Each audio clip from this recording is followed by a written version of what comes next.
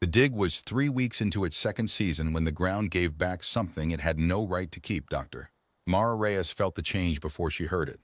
A shift in the resonance of her trowel against packed sediment, the way the vibration traveled up her wrist and settled behind her teeth like a wrong note held too long. She had been working this particular quadrant of the Kepler-7 excavation site on Vareth III for 11 days straight, sleeping 4 hours a night on a folding cot in the processing tent, eating energy bars that tasted like compressed chalk, and she had learned the grammar of this soil the way a surgeon learns the grammar of a body. So when the trowel struck something that rang instead of thudded, when the note changed from the dull percussion of compressed volcanic ash to something crystalline, something vast, she stopped. She did not call out. She crouched lower over the trench and began brushing with her hands. The others were 40 meters away, clustered around the thermal imaging station where Dr. Yusuf Kamara was arguing with the colony's geological survey AI about subsidence risk along the northern perimeter. Their voices were thin and frantic across the hot afternoon air. Two junior researchers, Soto and Priel, were cataloging ceramic fragments from the morning's haul. Nobody was watching Mara's quadrant. She kept brushing. The first thing she found was the box. It was roughly the size of a hardback novel, made of something that was not metal and not ceramic, but seemed to be both. Its surface covered in a geometric script that Mara did not recognize from any of the 6 extinct languages she could read. The script did not look carved. It looked grown, as though the symbols had crystallized from within the material itself, pressing outward like frost on glass.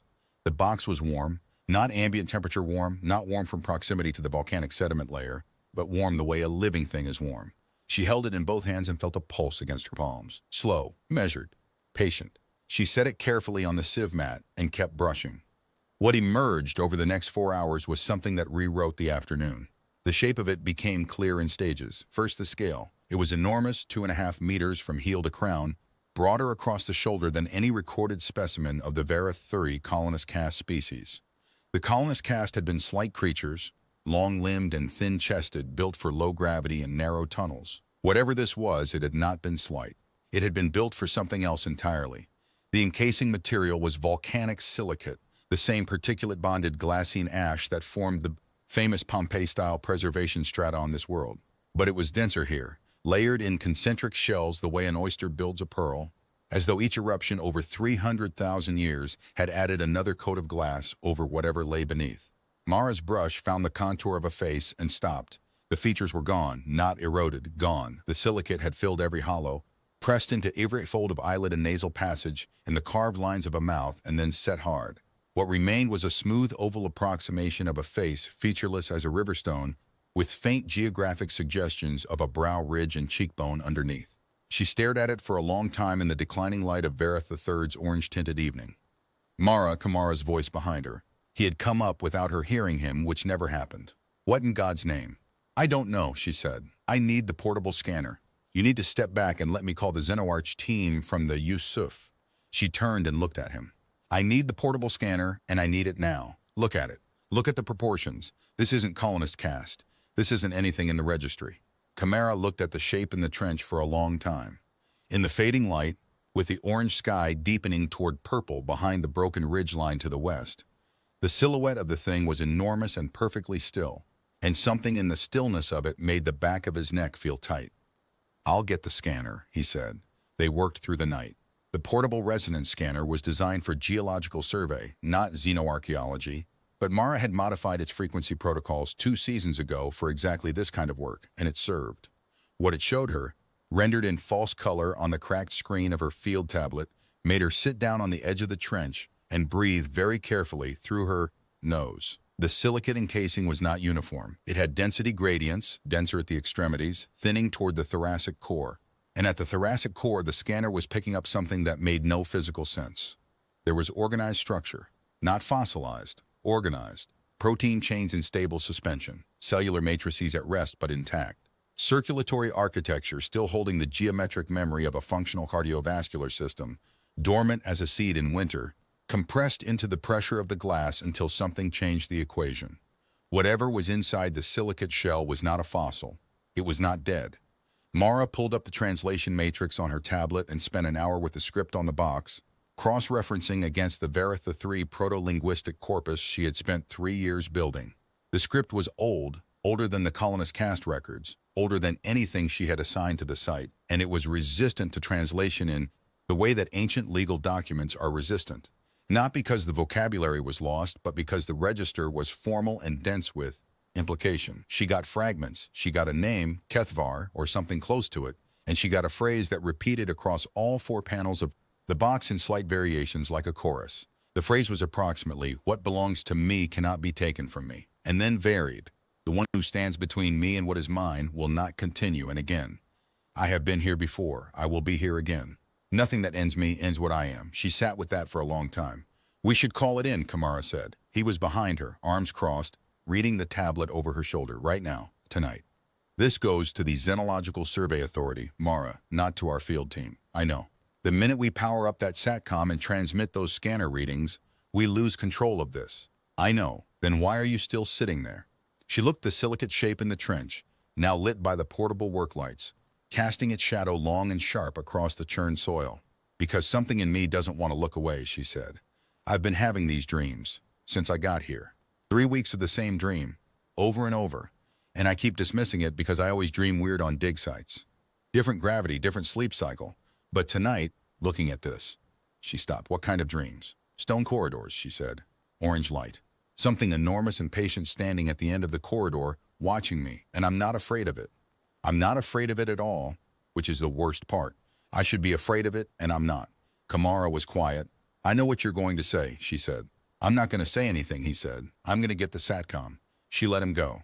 She turned back to the trench and studied the featureless face in the work lights, and thought about 3 weeks of orange light and stone corridors, and wondered why a thing entombed for 300,000 years beneath a volcanic plain on a world 40 light-years from Earth would give her the feeling, not a certainty, not a delusion, but a feeling that it knew she was there. They called it in. The Xenological Survey Authority's response arrived in under 6 hours, which told Mara everything she needed to know about the political temperature of the discovery. A survey authority response typically took 3 to 5 days. 6 hours meant someone on the authority's alert chain had been monitoring Kepler-7 dig traffic and jumped on the transmission the moment it hit the relay. 6 hours meant this was not a surprise to everyone. The response authorized transport to the Colonial Research Facility at Ankar Station, 60 kilometers north on the transit road, and it included a name, Dr. Vasek, the authority's senior Vera 3 analyst, who would meet them there. The response did not include any guidance on how to handle a preserved xenobiological specimen of unknown species that appeared to be alive. It was silent on that point entirely, which Mara had learned was its own kind of communication. They rigged a transport cradle out of cargo webbing and 2 sections of scaffolding pipe and loaded the silicate form onto the facility's cargo lifter with a delicacy that the machine's load sensors found puzzling. The box they carried separately in a sealed sample container, padded with examination foam. Mara rode in the back of the transport the entire 60 kilometers, sitting on a crate with the box in her lap, reading the script over and over on her tablet, adding notes, erasing notes, adding them again. Kamara drove. He did not say anything for 40 kilometers. Then, when did the dream start? "Day 4 of this season," she said. "I wrote them off. But you recognize what you saw in the dream, the shape in the trench. I'd never seen it. Before tonight, I'd never seen it." He drove for a while. "That's not possible." "No," she said, "it isn't." Anchor Station's research facility was a pressurized modular complex half buried in a ridge for thermal regulation, its docking bay lit in the blue-white of emergency running lights when they pulled up at 034 station time. Dr. Vasek was already there. He was a small, neat man with the careful hands of someone who spent his professional life not breaking things, and he shook Mara's hand and said "extraordinary" 3 times in quick succession, and then walked directly to the transport cradle and stood looking at the silicate form for almost 4 minutes without speaking. "You did the scanner protocol?" he finally said. "Modified geological resonance. The results are on my tablet. There are organized structures inside. Yes, intact, yes. Metabolically suspended, not fossilized. That's what the scanner showed. I'd want a full xenobiological suite before I said it definitively, but yes, that's what the scanner showed." Vasek nodded slowly. He had the expression of a man confirming something he had already been told, and Mara filed that away. The facility's xenobiology bay was small but complete. Ankar Station had been designed with the possibility of significant finds in mind, which was something Mara had always thought slightly optimistic, and now thought was extremely purposeful. The scanner suite here was research grade, full spectral tomography, molecular resonance imaging, a gas chromatograph capable of characterizing exotic atmospheric chemistry, and a biosignature monitor designed to detect life state indices across non-Terran biologies. Mara spent 2 hours with the equipment while Vasek watched and took notes by hand in a physical notebook, which she also filed away. What the research-grade equipment told her was more detailed and more alarming than the field scanner had managed. The organism inside the silicate, and she was using organism deliberately now, was in a state she had no existing framework for. Not stasis in the engineering sense, not hibernation in the biological sense, but something between the two and different from both. Its cellular processes were not merely slowed, they were architecturally reconfigured. The protein chains had rearranged themselves into a load-bearing lattice that distributed the compressive force of the silicate encasing across the entire cellular matrix, preventing crush damage, while the circulatory system had been essentially emptied and replaced with a suspension medium that she identified as the organism's own interstitial fluid, concentrated and chemically modified, a natural cryoprotectant of a sophistication that no human engineering had yet produced. The organism had not been caught by the eruption. It had prepared for it. It had chosen this. She sat with that finding for a long time before she wrote it in her notes. The biosignature monitor showed a heartbeat equivalent, 1 beat every 41 minutes, slow as geology. "But there, it's alive," she said. "Yes," said Vasek, "you don't seem surprised." He closed his notebook. 17 years ago, Dr. Reyes, a survey team on Vareth 2, found a similar specimen. Smaller, less well-preserved, but similar. It was transported to the authorities' secure research facility on Meridian Station. It died in transit. The handling protocols were incorrect. We've been hoping to find another. We've been monitoring dig sites on Vareth 3 for 3 years. She stared at him. "You've been monitoring my dig site. All dig sites on Vareth 3. Yes. And you didn't brief us, the field teams. You didn't tell us what we might find." The authority felt that unbriefed field teams would handle the discovery with appropriate scientific caution. Briefed teams might be influenced to pursue the discovery rather than report it.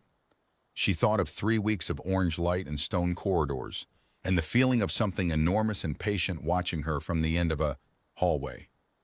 "You don't know anything about what these things are," she said. "After 17 years, you don't know what you're dealing with." "We know a few things," Vasek said carefully. "We know the species was technologically and biologically advanced beyond our current understanding. We know they inhabited Vareth 2 and 3 at minimum, and possibly a wider range of worlds. We know the eruption that created the silicate preservation strata on both worlds occurred within the same century, a coincidence that the geological record makes extremely difficult to explain as natural." He paused. "And we know that the specimen on Vareth 2, in the 3 days before it died in transit, was observed to exhibit awareness, not motion, not aggression, awareness. It tracked the researchers in the room. It monitored them." Mara looked at the silicate form on the examination table, the featureless face, the enormous patient stillness. "And the box," she said. Vasek looked at the sealed sample container. "What does the inscription say?" "Approximately, what belongs to me cannot be taken from me. The one who stands between me and what is mine will not continue." Vasek's careful hands were very still. "That's a more complete translation than we managed from the Varethu specimen's associated artifacts." "I have 3 years of the proto-linguistic corpus," she said. "The phrase about the one who stands between, it's a conditional threat. It's not a historical statement, it's a standing legal declaration. Like a warrant, it was written to remain valid. For 300,000 years. The script doesn't have a temporal limit on the conditional," she said. "As far as the grammar is concerned, it's still in effect." That was the last quiet night any of them had. The sequence of events over the following 72 hours was later, reconstructed from security footage, medical logs, and the testimony of 11 researchers, though Mara never needed the reconstruction because she was there for all of it, and it was burned into the inside of her skull with the thoroughness of a branding iron.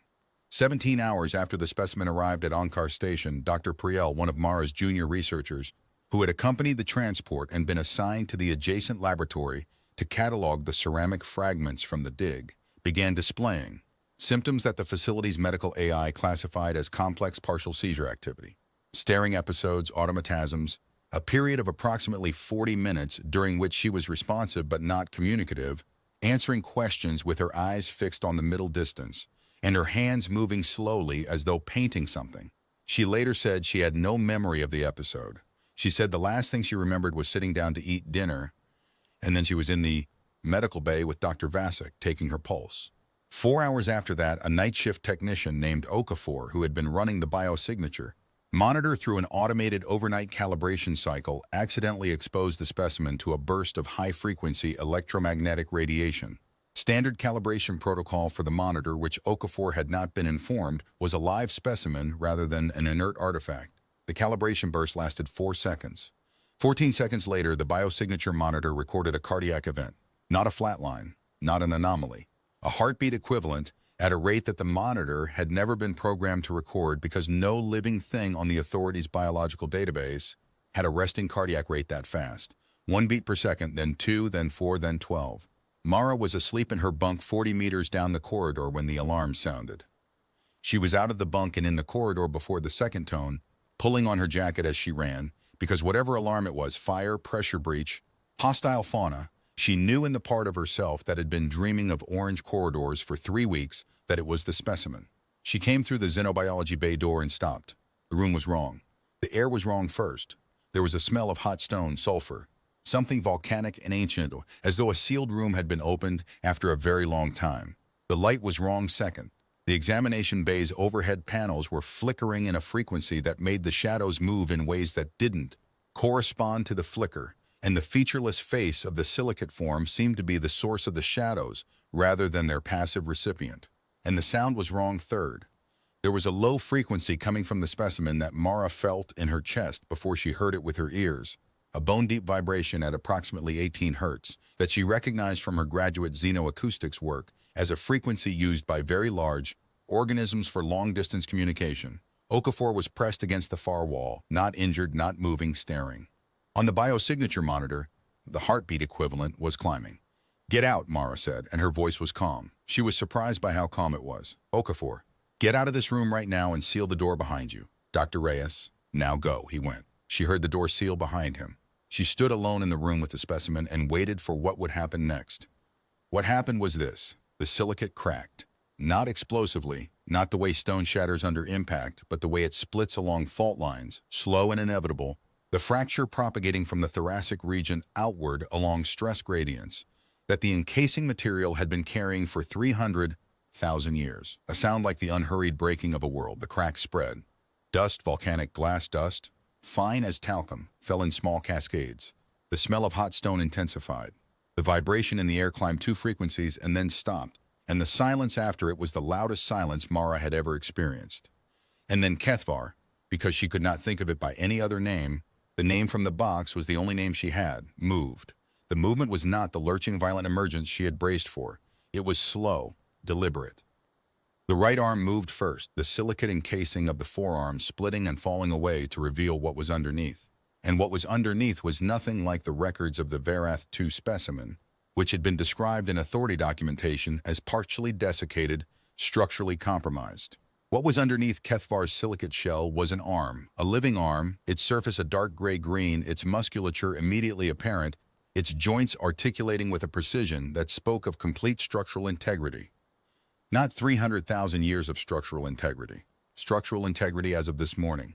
The arm moved, the other arm moved, the torso shifted, more silicate fell. The head moved last, turning slowly on a neck that was thicker than Mara's entire torso, and the featureless face tracked the room until it found her. She did not move. The face had no eyes. The silicate had filled every orbital depression, and what lay beneath the removed silicate was not eyes as she understood them, not the optical structures of any terrestrial species, not the compound arrangements of the insectoid colonist caste, but something that was, nevertheless, unmistakably a looking apparatus. 2 oblique cavities, slightly recessed, their surfaces a deep amber color that seemed to collect and process light differently from a passive reflective surface. They tracked her. They held her. And the sensation of being held by them was like the sensation from the dreams, enormous and patient. Not hostile. Not at this moment, hostile. Something happened to her then that she could not adequately explain in the debrief and could not explain to herself now and could not explain to anyone who hadn't felt it. A sensation that passed through her chest and her skull simultaneously, like a harmonic chord played on a frequency she hadn't known she could receive. Not words, not images. A pressure of meaning, the way some smells carry emotional weight without involving language. The smell of a childhood home. The smell of antiseptic. The smell of something burning. It was not language and it was not a vision, but it carried the unmistakable quality of a communication. And what it communicated was approximately, "I remember you." She stepped back involuntarily, hit the wall behind her. Kethvar stepped off the examination table. The floor shuddered under the weight. It stood to its full height in the examination bay, and the ceiling was not high enough and it stood slightly hunched, which should have diminished it and instead only underlined how much space it occupied. 2.5 meters, maybe more. The last of the silicate was falling from it in dust and flakes, and what emerged was a body that looked like a body, recognizably bipedal, recognizably bilateral, recognizably a fighting form, the arms proportioned for reach and leverage, the chest deep and wide, the stance rooted and balanced. But the surface, the skin, if it was skin, was wrong in a beautiful way, if wrong and beautiful could coexist. It was the gray-green of deep-water minerals, and it did not have the uniform texture of animal skin but a variable one. Smoother along the planes of large muscle groups, finely ridged along the joints like the surface of a napstone tool, the ridges sharp enough at the knuckle and elbow and knee that they read as natural armor. It was a body built for both elegance and war, and the war part was winning at the moment, though the elegance was still there underneath. It looked at her. She looked at it. "Hello," she said, because she was a scientist and scientists established contact. The vibration in the air returned, not the distress frequency now, something lower and steadier, and the pressure of meaning crossed the space between them again. Not "I remember you" this time, but something more careful, something more interrogative, something that felt, as closely as she could translate it, like, "You are not what you were." She was not at all sure what that meant, and was not at all sure she wanted to be. The door burst open behind her.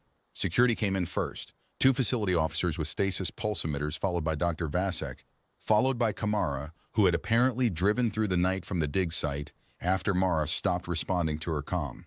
The security officers had the emitters up and aimed in under 2 seconds, which was professional and also completely futile, because what they were facing was not a panicking animal and not an aggressive entity, and not at this moment anything that the use of force would meaningfully address. Kethvar turned its head toward the door and regarded the stasis emitters with what Mara could only describe as polite interest. "Stand down," she said. "Dr. Reyes, stand down right now. If you fire those things, I will personally ensure that every professional license in this room gets reviewed for reckless endangerment of a protected xenobiological specimen, and that is the least of your problems." She moved to put herself between Kethvar and the security officers, which she noted in retrospect was not a calculated decision. Her body had simply done it. "Dr. Vasek, talk to your people." Vasek was looking at Kethvar with an expression that was scientific detachment at war with something much less composed. He spoke to the security officers. They lowered the emitters. They did not holster them. Kethvar watched all of this. The amber-looking apparatus moved from the officers to Vasek to Kamara to Mara, cataloging, patient. The vibration in the air had not stopped. It was doing something, and Mara did not know what, and not knowing what made the back of her neck tight in a way that she recognized as useful, caution rather than panic, and she tried to stay on the useful side of that line. "We need to communicate," she said, to the room, to Vasek, to herself. Not contain, not restrain, communicate. Every piece of xenolinguistic data we have from the Verith 2 and 3 corpus needs to be running in a translation matrix right now, and we need to get it talking. "It's already communicating," Kamara said from the doorway. His voice was level in the way of someone who has decided that panic is a luxury they cannot afford. "Mara, your nose is bleeding." She raised her hand to her face. It was. The xenocommunication phenomenon, the pressure of meaning, the harmonic transfer, was producing intracranial effects in individuals within approximately 8 meters of Kethvar's position. This was established over the next 12 hours through the thoroughly undignified method of trial and error, as the facility staff variously experienced nosebleeds, tinnitus, a 20-minute period of what 3 of them independently described as remembering something they hadn't experienced, and in one case a junior technician who got too close in the first hour, a full perceptual episode that lasted 4 minutes and that she described, carefully and completely, as being inside someone else's body in a city she had never been to, watching something terrible happen to the sky. Nobody was seriously injured. Nobody was approached with hostility. Kethvar moved through the facility at its own pace, which was deliberate and unhurried, and if anything was tracking, it was tracking certain objects and certain people with more attention than others. The objects were, specifically, Mara's personal research tablet, which contained her 3-year proto-linguistic corpus, the sealed sample container with the box, and the facility's atmospheric sensor array, which it touched at one point and held for 6 seconds, its amber-looking apparatus pointing at the readouts with what could only be described as a reading posture.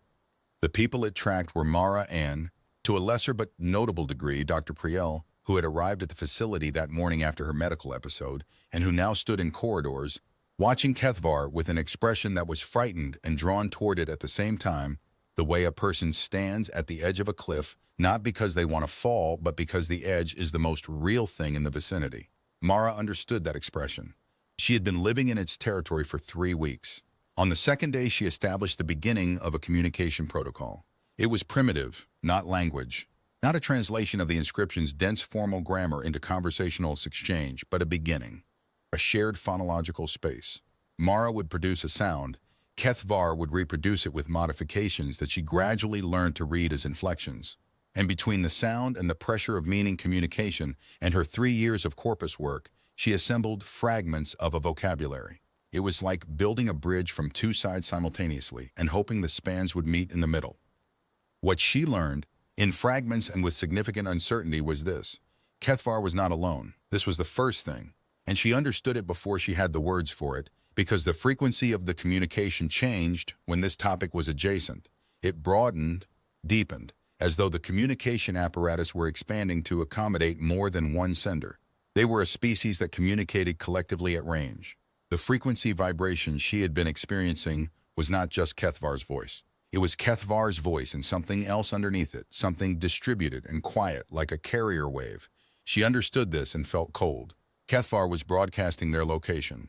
She thought about the way the box's inscription had been written as a standing legal declaration with no temporal limit. She thought about 17 years of authority monitoring of dig sites on Vareth III. She thought about the Vareth II specimen dying in transit and the Vareth III specimen. This specimen, the one standing 6 meters from her, eating a ceramic analysis bowl that it had apparently found interesting, because it had no context for the concept of not eating equipment, surviving to full awakening. She thought about the carrier wave under the communication frequency. She thought about what it meant to belong to something. She went to Vasek. He was in the facility director's office. The director was off station, conveniently, sitting behind the desk with 3 authority communications open on the wall screen simultaneously, and he looked up when she came in with the expression of a man who had been hoping she wouldn't come in. "How long have you known they communicate at range?" she said. He was quiet for a moment. "The Vareth II specimen was broadcasting from the moment of first awareness," he said. "The signal was identified 4 hours into the transport, when it stopped, when the specimen died." He folded his hands. The range of the transmission was never determined because it continued for only 4 hours. But you know the technology exists. The carrier wave frequency propagation, something that reaches, we don't know the range, he said. We have never detected a response signal. The Vareth II specimen broadcast for 4 hours and received nothing. We have been monitoring for a response signal for 17 years. Have you been monitoring the right frequency bands? He said nothing. Because the communication I've been receiving is not in any band your biosignature monitors were originally designed to detect, she said. I've been translating through bodily response, nosebleeds, pressure sensation, intracranial resonance. That's not a monitored frequency band. That's tissue resonance. If Kethvar is broadcasting on a frequency that uses biological tissue as the receiving medium, then we would have no detection capability, Vasek said. Yes, I understand the implication. How far could a signal propagate on that band? I don't know. Guess. He looked at her steadily. Far, he said. She sat down in the chair across from his desk. They are not extinct, she said. You know they're not extinct. That's what 17 years of site monitoring means. You're not looking for artifacts. You're looking for a specimen that wakes up complete and starts broadcasting, because you want to know who answers. Vasek was quiet for a long time. The authorities' position, he said finally, is that the species formerly inhabiting Vareth II and III withdrew from this system for reasons unknown, approximately 300,000 years ago, with certain individuals remaining in voluntary preservation as sentinels, possibly, or custodians. The withdrawal was interpreted as abandonment. The authorities' interest is in determining whether the withdrawal was permanent, by waking one of them up and seeing who calls back. That is a reductive characterization. Is it inaccurate? He looked at his folded hands. What's the authorities' protocol if someone answers? She asked. He did not answer. She went back to Kethvar. This was on the morning of the 3rd day, and the situation had changed overnight in ways she was still processing. Kethvar had done something to the facility's atmospheric sensor array during the night. not damaged it, done something to it. A modification that the facility's engineering AI had cataloged with audible distress as unrecognizable but structurally coherent. The modified sensor array was now producing readings that bore no relationship to any atmospheric measurement it had previously been designed to take. It was measuring something in the local space environment, and the readings were changing, and Mara's best interpretation of the changing values, extrapolating from the proto-linguistic corpus, from the inscription on the box, from 3 weeks of dreams, was that they were getting closer. Something was getting closer. "We have to move it," she told Kamara. "Off station. Off-world if possible.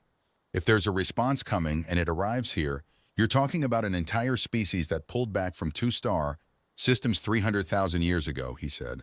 "What do you think a response looks like?" "I don't know." "Yes, you do," he said quietly. "You've been in its head for 3 weeks, and you've been building the linguistic corpus for 3 years. What does the inscription say? What does 'what belongs to me cannot be taken from me' mean in the context of a species that doesn't abandon its members, that has standing legal declarations about who belongs to whom and what happens to anyone who gets in the way?" She thought about the threat in the inscription. "The one who stands between me and what is mine will not continue. It means we need to not be standing between them," she said. And are we? She thought about the facility, the sealed sample container with the box, the security officers and their stasis emitters, the authority representative sitting behind the director's desk deciding protocol, the 17 years of monitoring, the calculated delay in briefing field teams, the Vareth 2 specimen that had been mishandled and died. All the ways in which the authority's relationship to Kethvar was one of studied and well-intentioned possession. "Yes," she said, "we very much are." She had approximately 16 hours to do something about that. The atmospheric sensor readings were her only clock, and she watched them the way you watch a tide. She spent the first 4 hours fighting with Vasek, not screaming fighting, the kind of fighting that happens in conference rooms, measured and careful and increasingly desperate, where one person explains the situation in escalating clarity, and the other person explains, with equal clarity, the institutional constraints that prevent action. The authority had protocols. The authority had a chain of command. The authority had 17 years of investment in this discovery and a mandate from the Colonial Administration Board. Vasek was not a bad person. He genuinely believed that the right response to the situation was orderly and documented and conducted through proper channels. Mara had a great deal of respect for Vasek and a great deal of affection for proper channels in ordinary circumstances, and was currently watching the atmospheric sensor array's readings climb towards something she couldn't name and did not think would wait for the Colonial Administration Board. She spent the next 4 hours with the translation matrix. What she was trying to do was difficult. The proto-linguistic corpus was built from archaeological residue, inscriptions, architectural grammars, the implied vocabulary of spatial organization. It was not built for conversation.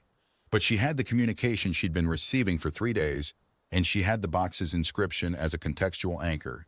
And she had 3 weeks of dreams that she was increasingly certain had been Kethvar's version of a call ahead, a preparatory communication on the tissue resonance frequency, and she worked the problem the way she had always worked problems, from every angle simultaneously, discarding nothing, using everything. What she needed to communicate, in a language she only partially understood, to an entity that had been alive for at minimum 300,000 years and might have a very different relationship to urgency than she did, was this: "You need to leave and I will help you leave, and here is what I am asking in return." The asking in return part was the hardest. What she was asking was not nothing. She found Kethvar in the equipment bay, where it had been for the past hour, standing in front of the facility's communication array with its hands, enormous, mineral-ridged, precise, moving over the equipment in a systematic examination. Not the modified atmospheric sensor work, something else. Something purposeful in a way she recognized from watching Kamara work through a geological survey problem. The movements of someone who knows exactly what they're looking for and is simply finding it. She stood next to it. The pressure of meaning came across immediately, stronger than it had been, the carrier wave underneath louder now, and she understood that to mean the response was closer. She produced the sound she'd been working on. The proto-linguistic phonology, assembled laboriously from 3 years of corpus work and 3 days of acoustic exchange, built into a structure that she was not certain was grammatical and was not certain would be understood, but was the best she had. The approximate meaning of what she said was, "I know what is coming. I know what was done here. I did not do it. I am giving you back what belongs to you." Then she held out the sealed sample container with the box. Kethvar was still. The amber-looking apparatus held her. The carrier wave under the communication frequency was very loud now, and she felt it in her teeth and behind her eyes and pressed the heel of her free hand against her forehead, because the pressure was building toward pain. Kethvar reached out and took the box. The pressure dropped, not entirely, but enough to breathe. The next sound Kethvar made was longer than anything it had produced in 3 days of exchange. It went on for a full 2 minutes, resonant and layered, and Mara listened and sorted and matched against the corpus and the accumulated exchange vocabulary and came out the other side with something approximately like, "You carry what you did not bury, the wound is not yours, you are not the stone, you are not the glass." She thought she understood what that meant. She hoped she was right. She said, "I need 2 things." She said, "I need you to stop what you are carrying to the ones who are coming.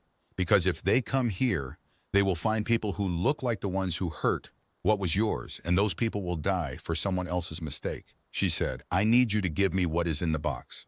Kethvar was still for a long time. She said, "I am asking, not taking." She said, "There is a difference." She said, "You know there is a difference." The carrier wave changed.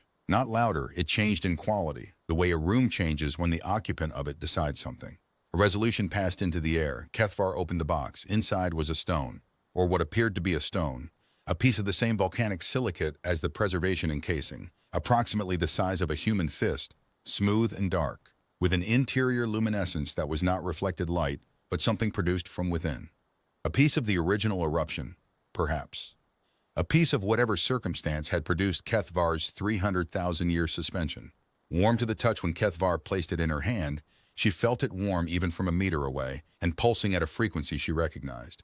1 beat every 41 minutes, patient as a tide. Not a weapon, not a tool, a record. The whole story encoded in stone, in a compression medium that she was going to need years to read and that she had just been trusted with. She said, "I will be careful with this." She said, "I will not let it be taken from you." She said, "I will find a way to give it back when the time is right." She wasn't sure she managed all of that in the proto-linguistic phonology. She was fairly sure the meaning came across anyway. The tissue resonance communication had its advantages. Kethvar placed its hand, enormous, mineral-ridged, precise, against the facility's communication array, and then it did something she did not see in the technical sense. She had no framework for the physics of it, no vocabulary for the mechanism. Nothing in her 3 years of corpus work that corresponded to what her instruments registered over the next 4 seconds except for a single point of reference from the inscription on the box. The phrase that had repeated in variations across all 4 panels. "What belongs to me cannot be taken from me. I have been here before, I will be here again. Nothing that ends me ends what I am." The communication array output monitor spiked to maximum and held for 4 seconds and then returned to baseline. The carrier wave under the communication frequency stopped, and the atmospheric sensor readings, which had been climbing towards something unnamed for 16 hours, leveled and then slowly, over the next 20 minutes, began to decline. Kamara found her in the corridor outside the equipment bay, sitting on the floor with her back against the wall and the stone in her hands, and he sat down next to her without asking questions, which was one of the many reasons she had worked with him for 7 years. "What did you do?" he finally asked. "I asked it to tell them not to come," she said. "The response signal. Whatever the signal was pulling toward us.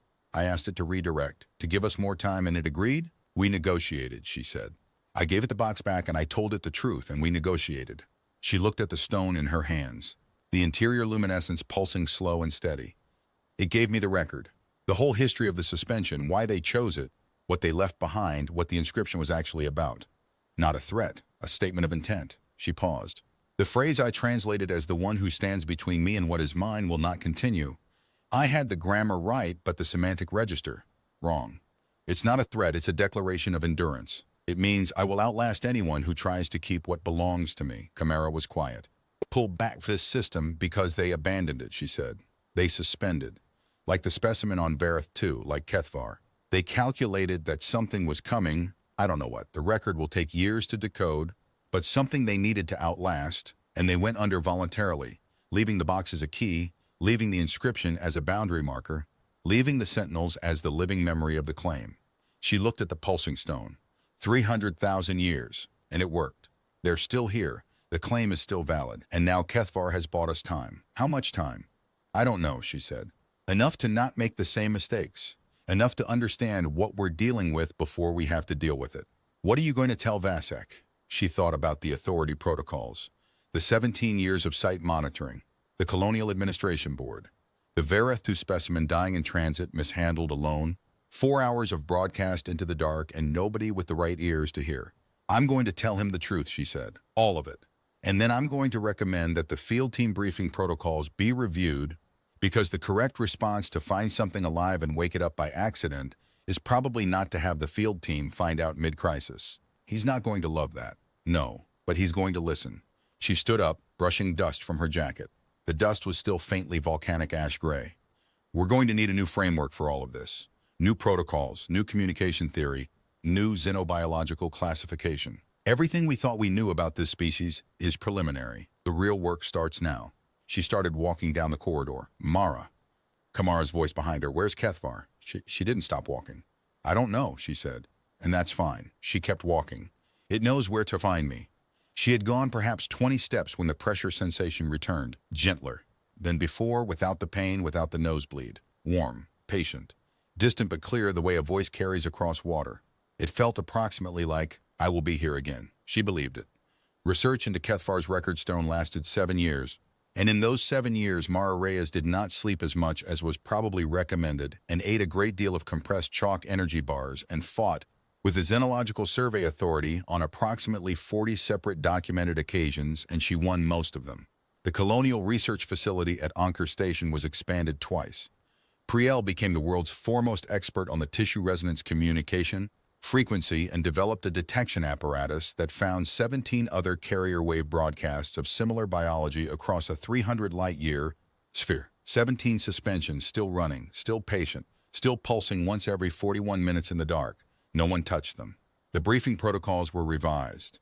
Vasek retired, and his successor, who was considerably younger and had read Mara's work, was considerably easier to deal with. The stone record took 7 years to decode because it was the most complex document anyone had ever attempted to translate, and when it was decoded, partially, provisionally, with enormous caveats about uncertainty and the limitations of the proto-linguistic corpus. It was not a history in the sense she had expected. It was not a chronicle of battles won or civilizations built. It was the specific texture of ordinary things. The way the volcanic mineral deposits in Vera III's equatorial ridge changed color in different seasons, the names of people, the names of places, the small human textures, not human, but their equivalent, the smells and sounds and specific gestures of a daily life lived for an unimaginable span before the calculation was made, and the suspension was chosen and the box was sealed. The phrase in the inscription that she had translated as I have been here before. I will be here again was more complex than she had thought. The grammar, fully understood, yielded. I was here in the ordinary way. I will be here in the ordinary way again. What you call ending is what I call waiting. She read that and sat quietly for a while with her hands in her lap. The stone record's final section was dated in the suspension zone. Calendar, which she had to calculate from the geological record to anchor in real time. It was 312,000 years old, and in it, in the dense formal grammar of the inscription, was a sentence that did not occur elsewhere in the record. A sentence that stood alone at the end, after the names of places and the colors of mineral deposits, and the specific gesture someone made with their hands while telling a particular kind of story. The sentence was, "Someone will come who is not afraid." She put the stone down on the desk and looked out the window at the orange evening, sky of Verith III for a long time. She picked up her comm and called Kamara. "Come to the lab," she said. "I finished the final section. And it ends with a question," she said, "that I think I need to answer." She was 43 years old. She had been on the Verith III for 10 years in total.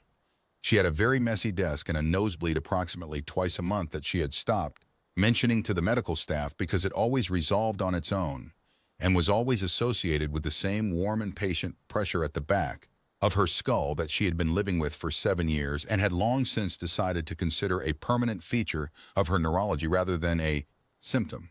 She had 3 published papers on the proto-linguistic corpus and 4 more in progress. She had a very specific sense of what her work was for. She picked up the stone record. The luminescence inside it pulsed, slow, once every 41 minutes, patient as a tide, and she held it in both hands and thought, yes, okay, I'm not afraid. The pressure in the back of her skull, warm and distant, shifted. It did not change frequency. It did not come closer. But its quality changed in the way a room changes when the occupant of it decides something. And what it felt like, as closely as she could translate, was, I know. Outside, the orange sky was deepening toward purple over the ridgeline. Somewhere in the facility, Priel was running her detection apparatus through its nightly calibration. 17 broadcasts in a 300 light-year sphere, patient as seeds in winter. The dig site 60 kilometers south, where the trench was still open, where the volcanic ash and compressed glass still held 10,000 undiscovered questions. The carrier wave, quiet now, but present. Always present. Like a hand laid lightly on the back of a door. She set the stone on the desk. She opened a new document on her tablet. At the top she typed, "A preliminary framework for the ethics of contact with suspended xenobiological intelligences. What it means to stand between a thing and what belongs to it, and what it means not to." Then she began to write. Not because it was easy, because it was the work, and the work was hers, and there was no one more qualified, and no better time, and no excuse in the world that would have held up. Outside, the first stars came out. Somewhere in the dark between them, something was waiting. Patient, measured, warm. And human hands, not small, not large, just human, just precisely what they were beginning carefully and with full attention to figure out what to say back. The paper Mara published 18 months later was not, by the standards of academic xenobiology, a particularly long document. 41 pages, 6 appendices, a bibliography that the journal editor described diplomatically as comprehensive to an unusual degree. What it was, in the estimation of the people who read it carefully and understood its implications, a group that was at first small, and then over the following year not small at all, was the most consequential human document since the first confirmed detection of an extraterrestrial radio signal, because it did not merely establish contact with a non-human intelligence. It established the terms of contact. It wrote the grammar. The paper's central argument was this: the species Mara had designated Vigil, a translation provisional and acknowledged as such, of the root morpheme that appeared throughout the stone record's proper nouns in contexts she associated with collective identity, had not chosen suspension as an emergency response to catastrophe. They had chosen it as a deliberate civilizational strategy. They had, in the vocabulary of the stone record, gone under with intention, leaving behind not ruins but a message, and the message was not passive. The 17 broadcasts Priel had detected were not SOS signals. They were not cries for help. They were the sound of something waiting to be understood, and waiting specifically for the species that would eventually develop the capacity to understand it. The inscription was not a threat directed at grave robbers. It was an entrance requirement. The one who stands between me and what is mine will not continue, in full grammatical context, with the register understood, with the 300,000 years of patience factored in, meant the one who cannot move out of the way when understanding arrives will be left behind, not killed, not punished, simply passed as a tide passes a stone. Mara had understood this on a bone level before she had the vocabulary to articulate it, which was exactly the mechanism the Vigil had designed. You could only receive the full communication if you could tolerate not understanding it. If you could stay in the room with the enormous patient thing and not fire the stasis emitters and not transmit to the authority and not reduce it to a containment protocol. If you could hold the warm stone in your hands and think, yes, okay, I'm not afraid, and mean it. The authority had not loved the paper's implications. The authority had specifically not loved the section titled The Verith 2 Failure as a Case, Study in Contact Ethics, which outlined in measured and well-sourced detail exactly what had gone wrong with the first specimen and why the second had survived, and what the difference said about human institutional behavior when confronted with things it did not yet understand. Vasek had read the paper in retirement and called her to say it was brilliant and that she had been correct about the briefing protocols and that he was sorry. And she had said she knew, and they had talked for an hour about Veritha 2 and what might have been different, and she had found, to her own surprise, that she did not carry anger about it. The Vigil had designed for this.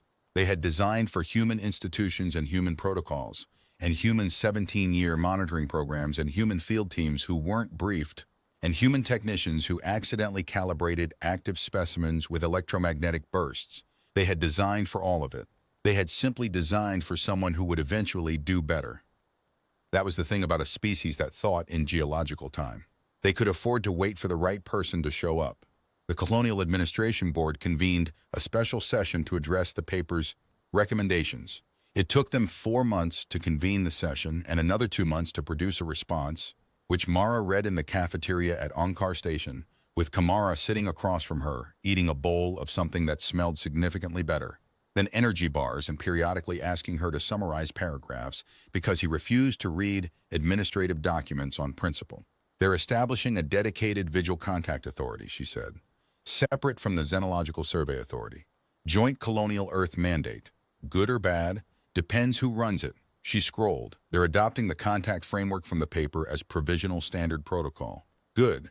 They're recommending a 15-year moratorium on excavation of any site with vigil-associated geological markers while the new protocols are developed. Kamara put down his spoon. 15 years. It's in the recommendations. Not binding yet. Mara. We have 6 active dig sites on Veritha 30. I know. We have 3 teams in mid-season. I know. He picked up his spoon again. What else?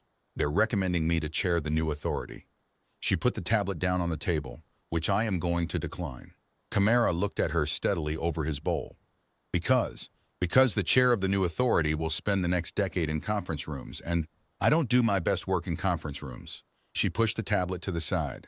I've already drafted a response. I'm recommending Priel. She's the right person. She has the detection apparatus. She has the communication work. She has the temperament for institutional navigation. She's 31. She's exactly 31, yes, which means she'll still be working when this starts to matter in the ways it's going to matter. Mara ate a forkful of her own food, which was worse than Kamara's because she had been distracted at the cafeteria counter and grabbed the wrong tray. I'm staying on the stone record. There are at least 100 sections I haven't decoded yet, and some of them are technically beyond our current translation capacity, which means I need to develop new translation capacity, which means I need to stay at the desk. And the carrier wave. She looked at him. What about it? It's still present. You said so last week. It's still there. The quality changed after you negotiated with Kethvar. You said it felt like a door that was open rather than a door that was closed, but it's still present. Yes, that means Kethvar is still here. Somewhere on Verith 3, somewhere within the tissue resonance range, which is unknown, she said. Could be 100 kilometers, could be more, but present. But present, she agreed. They ate for a while. Outside the cafeteria's polycarbonate windows, the Verith the third afternoon was doing what it always did in the dry season, turning the light a particular shade of amber that she had stopped finding alien years ago and now simply found characteristic. The way you stop noticing the specific color of the light in your parents' kitchen and start just calling it home. Do you think it will come back? Kamara asked. In person. She thought about the stone record's final sentence.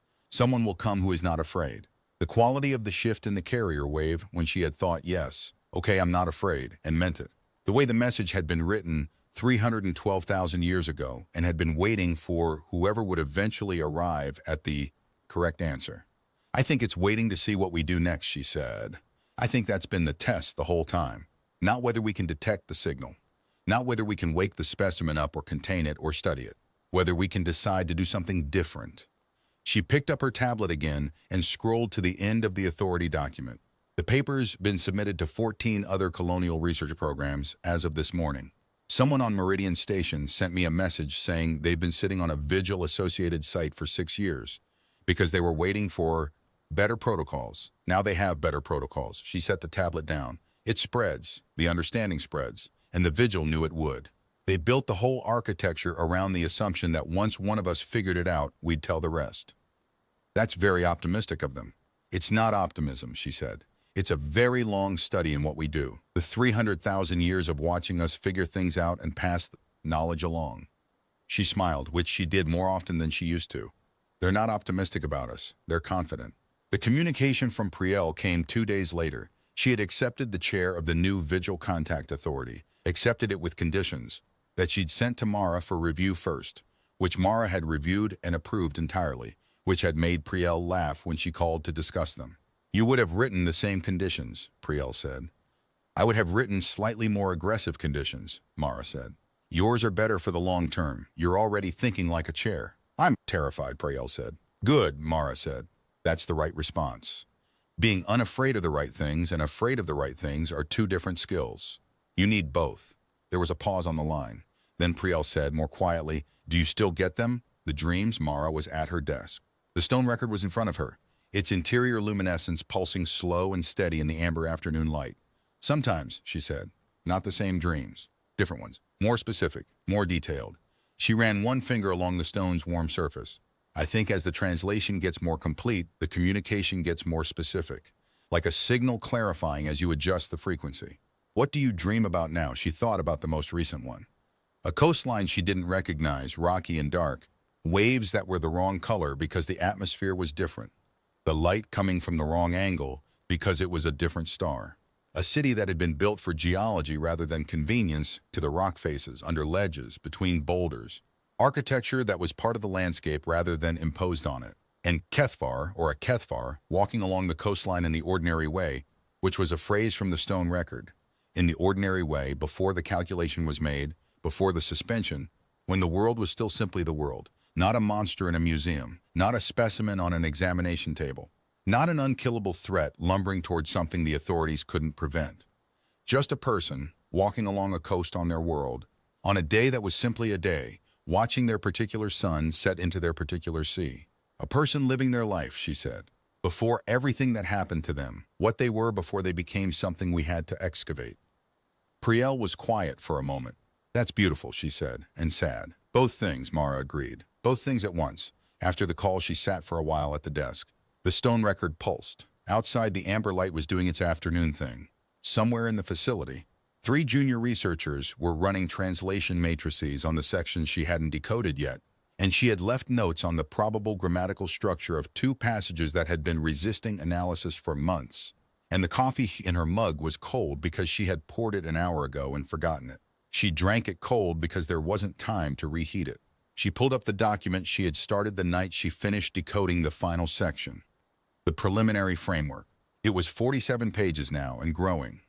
She scrolled to the section she had been working on the previous evening, on the question of what constitutes informed consent in a contact situation where one party has been suspended for 300,000 years and may not share the other party's understanding of what waking up means. It was a hard section.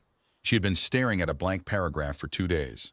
She looked at the stone record, the luminescence, the pulse, patient and steady, she thought.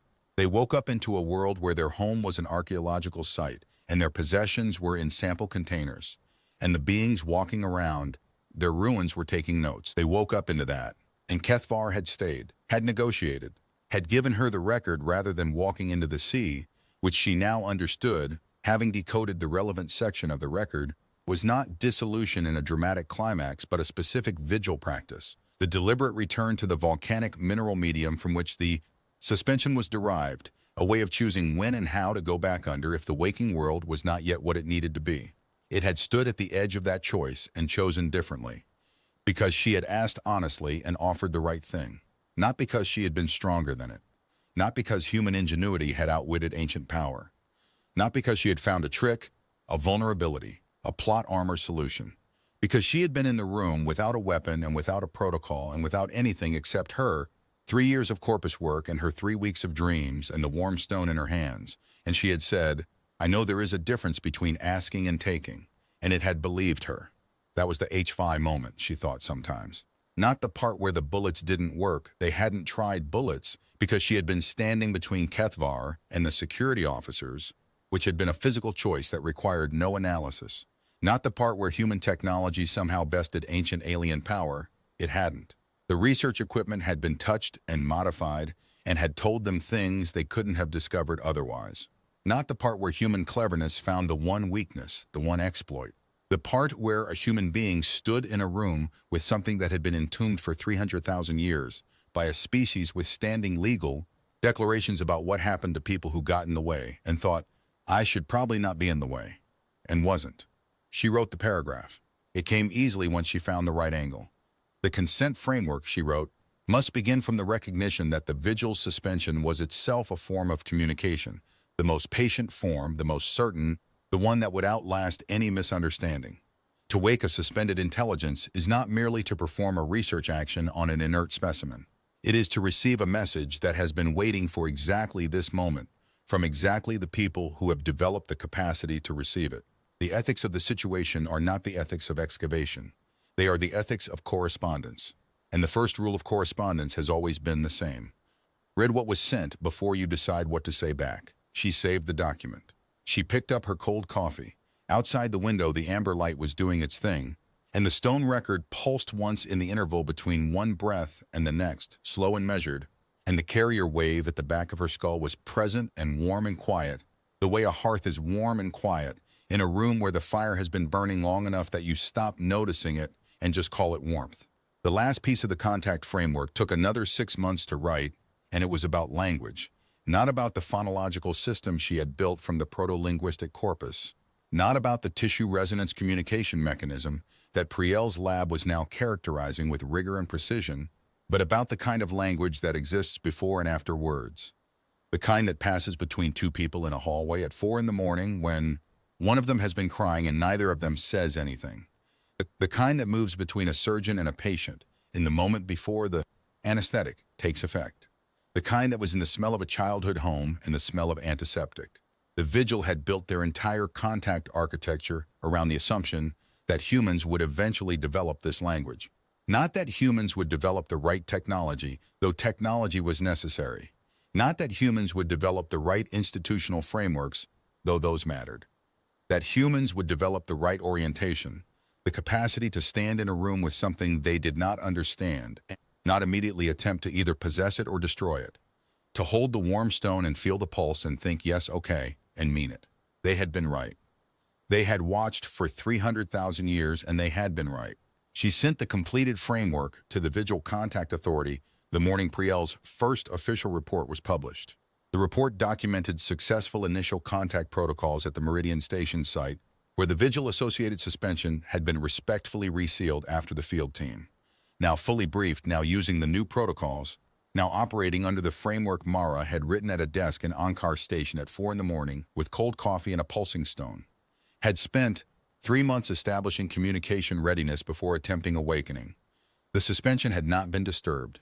It was told, in the phonological system that Mara had spent 3 years building, and that was now being taught in xenolinguistics programs on 4 colonial worlds, that humans were here, that humans had been wrong before, that humans were trying to do differently, that the standing invitation remained open and that they would wait. The response, documented, recorded, analyzed, shared, had come in the tissue resonance frequency, and the 3 researchers present had all experienced the same pressure of meaning simultaneously, which was new, which suggested either that multiple Vigil suspensions in the area were contributing to the signal, or that the signal was becoming stronger as more humans trained to receive it. The meaning, as best they could translate, we know, we have always known. Take the time that you need. Mara read the report twice. Then she took the stone record outside to the ridge behind Ankar Station, where you could see the full sweep of the Vera 3 equatorial plain rolling south toward the broken line of the ridge where the dig site was, and she sat on a rock and held the stone in her hands, and the evening did its amber to purple thing, and she was 44 years old, and the stone was 312,000 years old, and the pulse was 1 beat every 41 minutes, patient as a tide. And neither of those facts seemed important in the way they would have seemed important 3 years ago. The carrier wave at the back of her skull shifted. Not louder, not closer. The quality of it. The quality that she had been learning to read the way you learn to read weather. The way you learn to read the particular kind of silence that means someone important is thinking, changed, in a way she had learned to recognize. It felt like, come and find me. She put the stone in her jacket pocket carefully and got to her feet. The ridge behind Ankar Station dropped sharply to the north and then leveled into a volcanic shelf that the geological surveys had always marked as unstable and interesting, and had never adequately explained, and she had never gone down there alone at dusk before. And she went now without hesitation, which she noted and filed as data. The shelf was warm underfoot. The volcanic activity that kept this latitude habitable had its source somewhere below here, something the research teams had always meant to study more carefully and never prioritized. The rock under her boots was the same gray-green as Kethvar's skin, she realized, the same mineral composition, the same geological history, compressed and patient under a world that had been doing its own patient things for longer than any human institution had existed.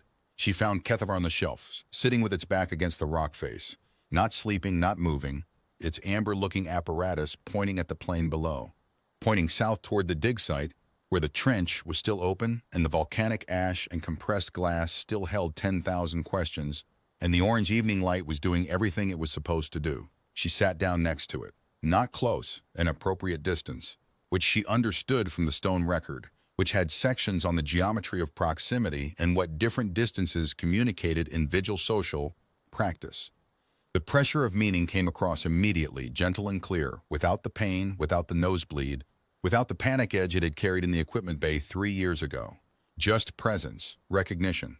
The particular quality she had learned to call by the closest human word she had, which was welcome, Though that wasn't quite right either. She did not say anything.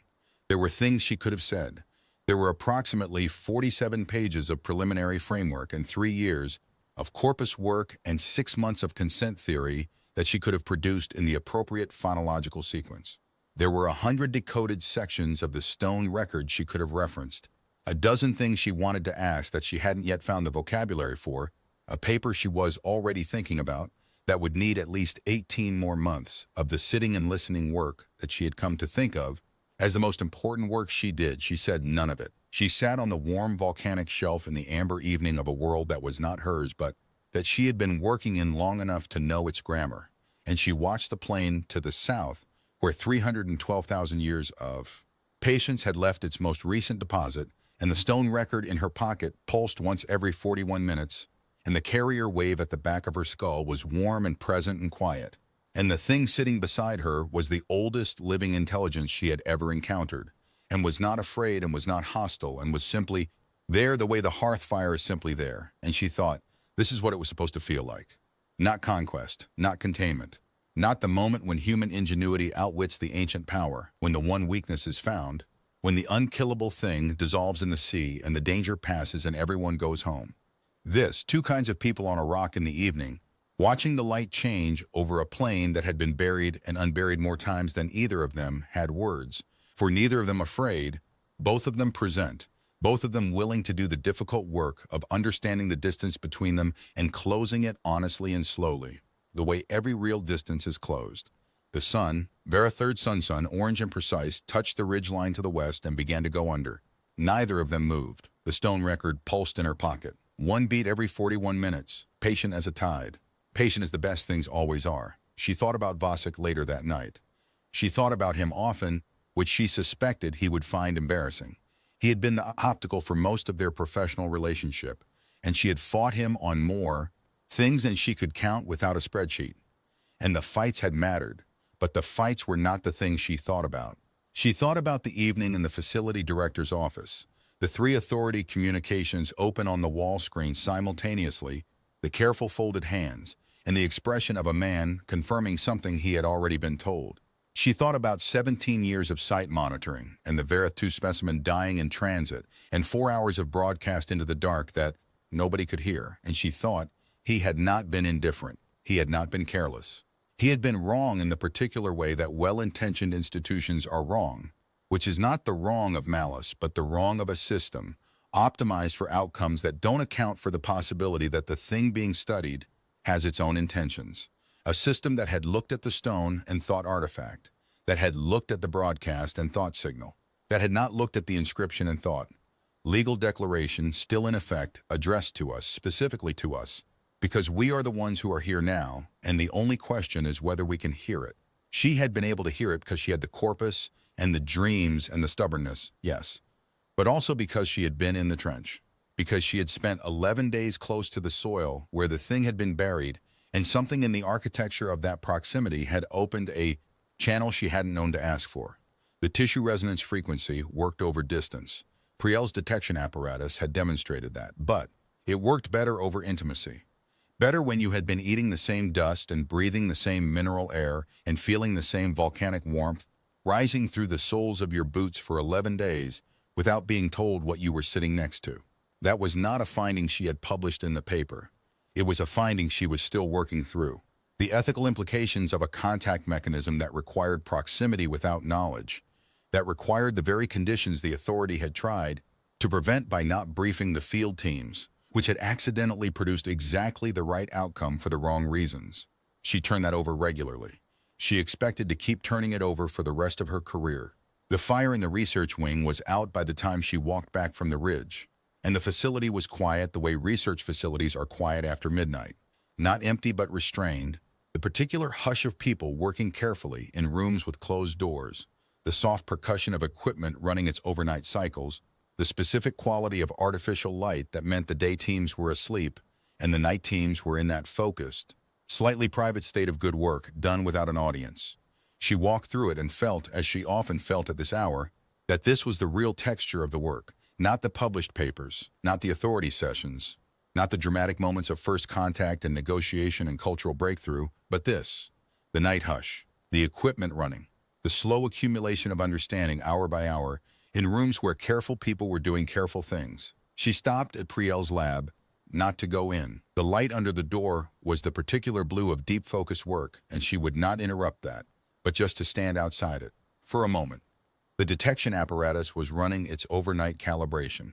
Through the door she could hear the faint, almost subliminal hum of it, and she knew without checking that the readings were showing 17 broadcasts, patient as they had been for 3 years, distributed across 300 light-years of space like seeds in winter soil, like a question that had been asked before its audience existed, and was simply waiting for them to develop the capacity to hear it.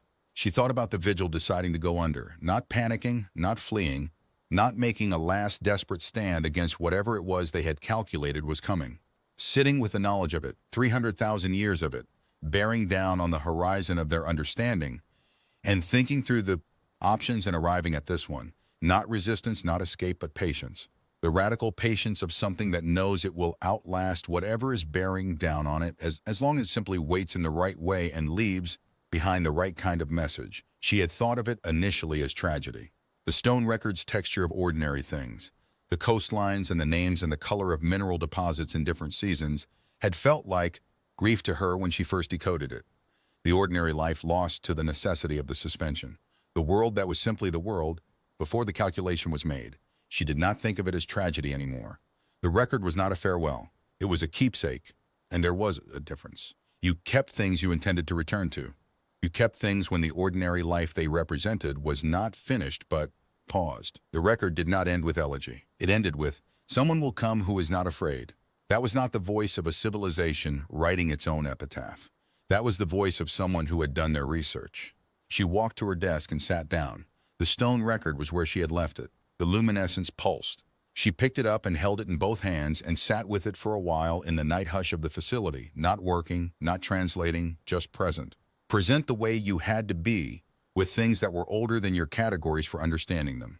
Present the way she had learned to be in the trench before she knew what she was sitting next to. The carrier wave was quiet and warm, not broadcasting now, not directed, just ambient, the way background radiation is ambient, present in everything, permeating the medium of the world, the trace signature of a process that had been running for so long it had become indistinguishable from the fabric of the place.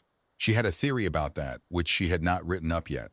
Her theory was that the tissue resonance communication, the warm pressure at the back of the skull, the pressure of meaning that passed between people and vigil, and maybe in a form too faint to detect, between vigil and vigil across the 17 broadcast sites, was not a technology. Or not only a technology. It was a feature of the vigil's biology that had been refined over a period she could not yet date from the record. A communication system that used the body as its medium rather than the air or the electromagnetic spectrum, because the body was present wherever the person was, and the person was always somewhere, and somewhere was always embedded in the physical substrate of the world, and the world was always connected, over time in rock and volcanic glass, and the slow patient press of geology, to wherever you needed the signal to go. If that theory was right, and it was a hypothesis at this stage poorly evidenced, needing years of work before it became anything more, then the communication she had been receiving since day 4 of her first dig season was not Kethvar specifically reaching out to her specifically. It was the world reaching. The 300,000-year-old signal propagating through the substrate, through the volcanic soil and the glass-compressed ash and the warm rock under her boots, finding anything in the area that had the right kind of reception. And Mara Reyes had the right kind of reception, not because she was special, but because she had been close to it for long enough, without a barrier between herself and the ground, without a protocol between herself and the possibility, without a procedure between herself and the simple fact of sitting in a trench and feeling the grammar of the soil. The note changed. The vibration traveled up her wrist and settled behind her teeth like a wrong note held too long. She had written that in her field journal on the day of the discovery. She had written it as observation. She understood it now as the moment the channel opened, and the channel had been waiting for something that was simply paying attention. Not exceptional attention, not expert attention, just the ordinary attention of someone doing their job well in a place where something very old had been doing its own patient work for a very long time. She set the stone down on the desk and opened her field journal, not the tablet. The physical one, the one with the bent corner from being sat on in the transport cradle, the one that smelled faintly of volcanic ash, because everything she owned smelled faintly of volcanic ash. And she wrote, "Contact is not a moment. It is a condition. It is what obtains when two things have been close enough for long enough that the barrier between them becomes thinner than the attention being paid." The Vigil did not make first contact with humanity on the day of excavation. They made it on day 4, in a dream. We made it on day 3 of the awakening, in a room with the door sealed and no protocol to follow. The rest has been the sustained maintenance of a condition that already existed. She capped the pen. She closed the journal. Outside the window, the Vareth 3 night was doing what it always did. The double moon configuration throwing 2 overlapping shadows across the volcanic shelf, the sky clear enough to see the cluster of stars that the first survey teams had designated the Kepler array and that she had stopped thinking of as a stellar catalog and started thinking of as a neighborhood. 17 broadcasts in a 300 light-year sphere. 17 suspensions, 17 pulses, 17 patient presences waiting for the right conditions. Humanity was going to make mistakes with some of them. That was not pessimism. That was the record. The Vareth 2 specimen was the record. The 17-year monitoring program that didn't brief its field teams was the record. You learned by doing, and you did imperfectly, and what mattered, what the Vigil's entire architecture depended on, was whether you got better, whether the learning accumulated and spread, whether the second attempt was wiser than the first. The Meridian Station contact had been better. The new protocols were better. Priel's framework for detection without disturbance was better. The briefings were happening now. The framework was written. The corpus was being taught. It was getting better. It would keep getting better, because that was what humans did, slowly and imperfectly, and with enormous amounts of argument and institutional resistance, and nights at desks with cold coffee. They got better. Not fast, not elegantly, but persistently, with the specific stubbornness of a species that had spent its entire history in the position of being the smallest, the least armored, the least specialized creature in every environment it had entered, and had survived by the simple and unremarkable method of paying attention and changing. She thought the Vigil had calculated on that. She thought that was the research. 300,000 years of watching a young species figure out how to pay attention and betting that eventually it would pay the right kind. She thought the bet was paying out. She turned off the desk lamp. She sat for a moment in the dark with the luminescence of the stone record as the only light, its slow pulse painting the room amber with each beat. The same amber as the evening sky, the same amber as the looking apparatus of the thing she had sat next to on a volcanic shelf at the edge of night, patient and present and not afraid. Then she went to bed because it was late and she had work in the morning and the work was not finished and probably never would be, which was not a tragedy but a condition, the condition of being at the beginning of something that would outlast her by a very long way, and she found, as she always found, that she did not mind that at all. Last thing she was aware of before she slept was the carrier wave, warm, ambient, quiet, like a hearth that has been burning long enough to become just warmth, like a question that is no longer urgent because the answer has already been given, and what remains is only the long, good, necessary work of understanding everything it meant.